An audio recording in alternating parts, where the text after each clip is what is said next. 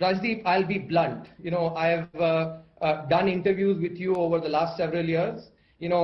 Especially over the last 6, 7 years, you tend to focus only on the negatives. Even when there are many positives, and the fact that the current inflation environment is primarily because of the global factors, and I've given you the data for that as well.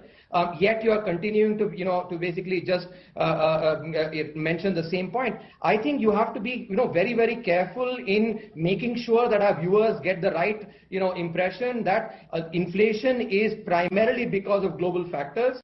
You feel I am wrong only looking at the bad news. Please give me the good news.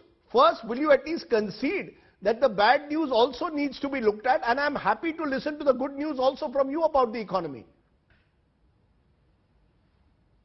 Yeah, and let me then compare actually with a time when you actually used to look at the positives far more. During the global financial crisis, the rupee depreciated by 56%. We had inflation that was basically in the double digits for 18 months, and this was retail inflation. We had a fiscal deficit that was 2.5 times that of the rest of the peer economies. We had a current account deficit that was close to 6%. We were part of the fragile five. In contrast, what have we basically delivered here? We fiscal deficit of 90% of peer economies, current account surplus. Right. We have actually, if you look at the depreciation itself, it's been 0.06% compared to 60%. How many more good news do I need to give you for you to basically stop portraying all the time, in a negative manner, especially over the last 6-7 years? India's foreign exchange reserves, Dr. Subramaniam, have now fallen below $600 billion 8 months after hitting the record high in September 2021.